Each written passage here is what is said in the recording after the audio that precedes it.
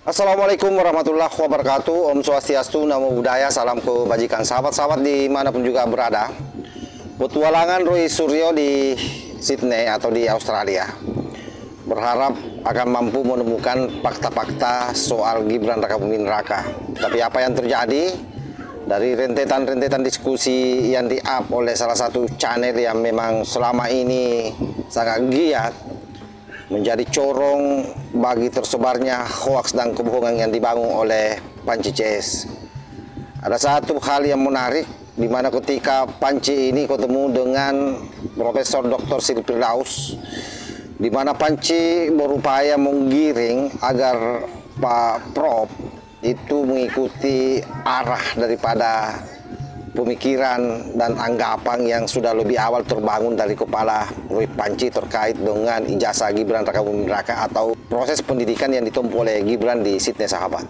Tapi apa yang kita temukan benar-benar di luar dugaan, karena ternyata penjelasan dari Dr. Firdaus ini justru kemudian memberikan penguatan terhadap kita semua bahwa pada prinsipnya seluruh agenda Roy Panci yang ada di Sydney itu sia-sia saja, karena kemudian Pak Profesor ini tidak terlalu paham juga dengan apa yang disampaikan oleh Roy Suryo. Karena itulah Roy Suryo atau Roy Panci di sini berupaya menggiring agar Pak Prof Firdaus mengikuti alur berpikir dari Panci.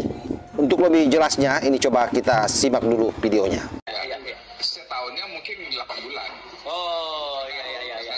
Ada libur summer kan? Iya, betul. Ya, tapi harus Tetap harus dua kelas gitu kan ya. Istilahnya dua tahapan, dua tingkat. dua tingkat. Ya. Minimal yang Prof pernah dengar yang ada di UTS college itu dia masuknya kelas berapa atau grade berapa? Ya gitu. Bisa diterima dari year 11. Oke. Dan bisa year 12. Tergantung dia sudah tamat apa di. Oke, iya. Jadi bisa year 11 Ya. atau paling rendah dia year apa? Year 10 bisa.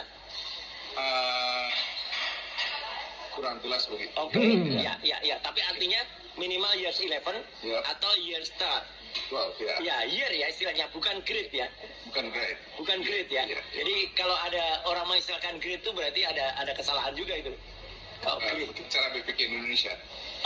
Tapi kan nggak mungkin kalau itu tetap ada diplomanya juga, ada sertifikatnya juga berarti.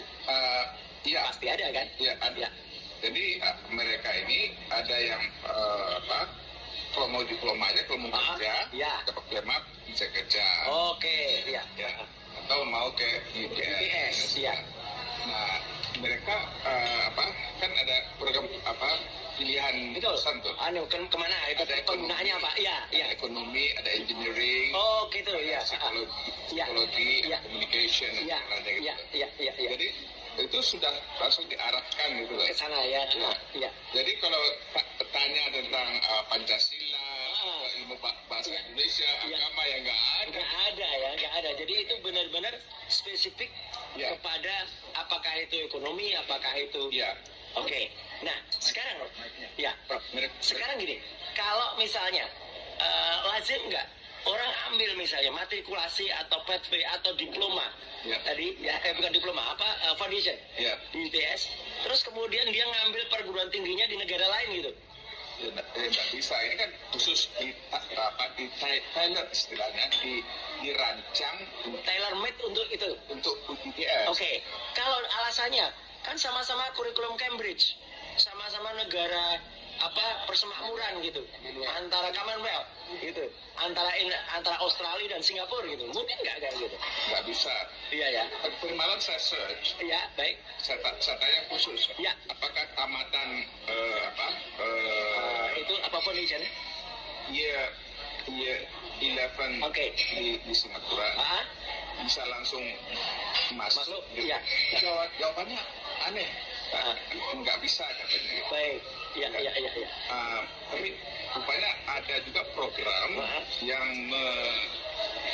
mengizinkan untuk mulai ITS dari Oke, iya kalau itu pasti. Iya. Nah, jadi nah yang kurang jelas jelas bagi saya itu. Sekarang tuh ada program Cambridge International. Ya. AS, oke. AS, Oke, ya. A special, A level. Oh ya, ya. Nah, ini yang apa namanya tuh?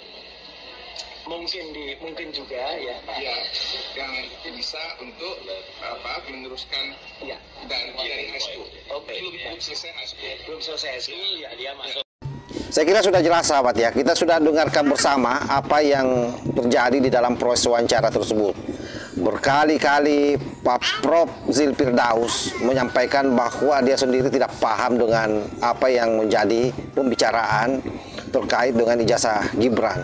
Tetapi berkali-kali juga yang namanya Roy Panci tidak menyerah, berupaya menggiring terus dengan pertanyaan-pertanyaan dan pernyataan-pernyataan yang sepertinya sudah terkonsep di kepala Roy Panci untuk mengirim Pak Dr. Zilfirdaus ini.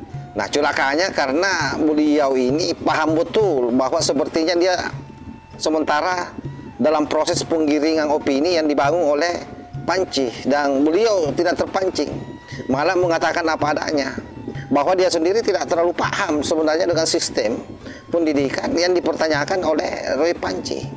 Oleh karena itu sahabat-sahabat sekalian, mereka ini berupaya dengan bertanya kepada orang-orang yang ada di Australia. Mungkin dia berpikir bahwa semua persoalan yang dia lebih awal terlanjur glorifikasi bahwa palsu itu bisa mendapat legitimasi. Tetapi fakta ini membuktikan bahwa apa yang digaungkan oleh Roy Panci selama ini benar-benar song. Karena upayanya pun saya kira kalau kita fair-fairan menilai dari hasil wawancaranya ini kan semakin memberikan keyakinan kepada kita bahwa perjalanan Panci ke Australia itu gagal total dalam rangka untuk menguak satu misteri menurut dia ya.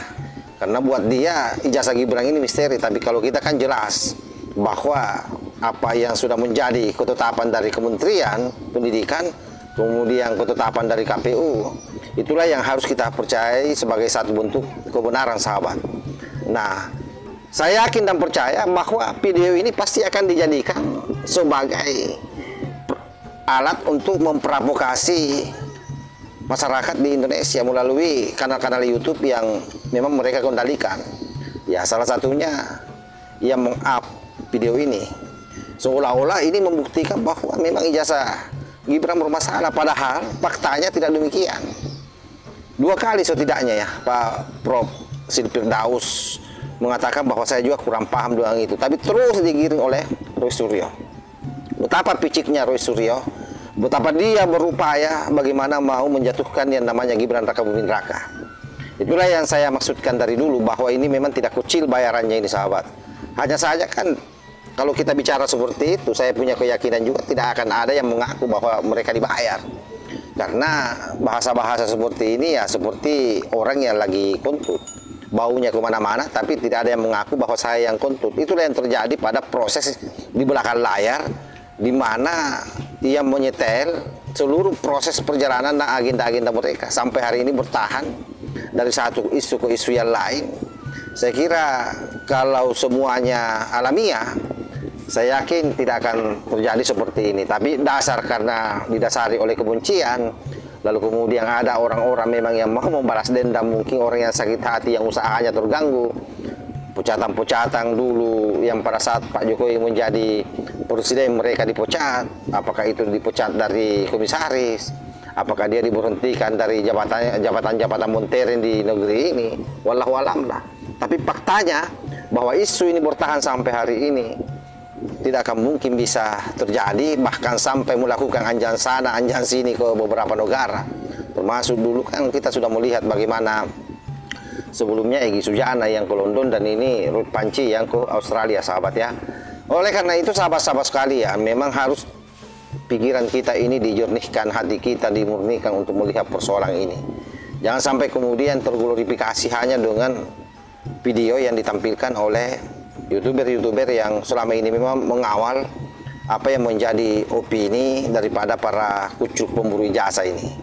Dan silakan sahabat-sahabat untuk menonton videonya, ada di salah satu YouTuber mereka Untuk lebih lengkapnya silakan simak, dan saya kira apapun yang sahabat-sahabat simpulkan, saya berharap betul-betul kesimpulannya itu tidak dalam konteks tergiring arus oleh apa yang dibangun oleh panci CS ini, terutama panci yang hari ini lagi ada di Australia. Saya kira demikian. Wallahul muwaffiq ila aqwamit thoriq. Wassalamualaikum warahmatullahi wabarakatuh.